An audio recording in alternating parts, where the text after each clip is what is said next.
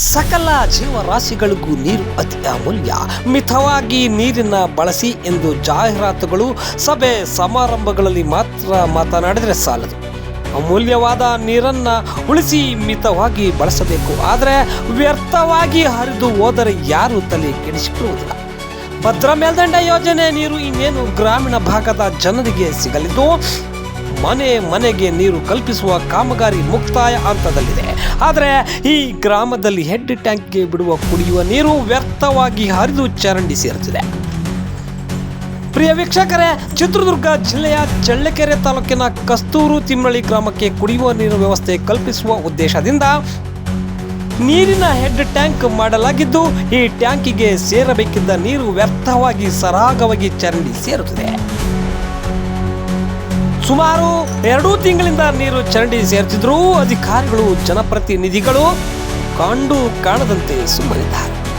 ಇದೇ ರಸ್ತೆಯಲ್ಲಿ ಸಂಚರಿಸುವ ದೇವರಮರಕುಂಟೆ ಪಿಡಿಒಗೆ ಈ ನೀರು ವ್ಯರ್ಥವಾಗಿ ಹರಿಯುತ್ತಿರುವುದು ಕಾಣಲಿಲ್ಲವೆ ಎನ್ನುವುದು ಗ್ರಾಮಸ್ಥರ ಪ್ರಶ್ನೆಯಾಗಿದೆ.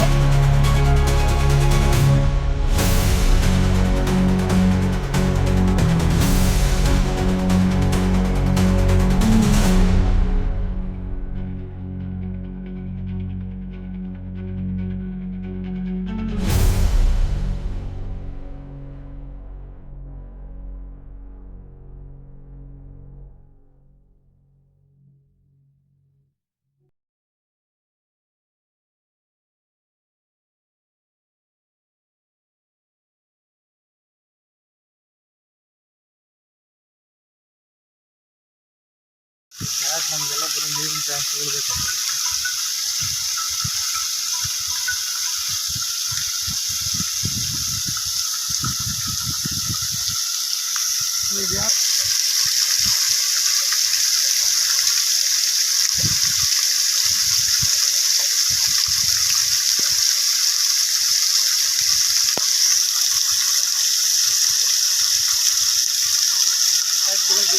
ಎಲ್ಲಿಗೆ ಹೋಗ್ತಾ ನೀರವು?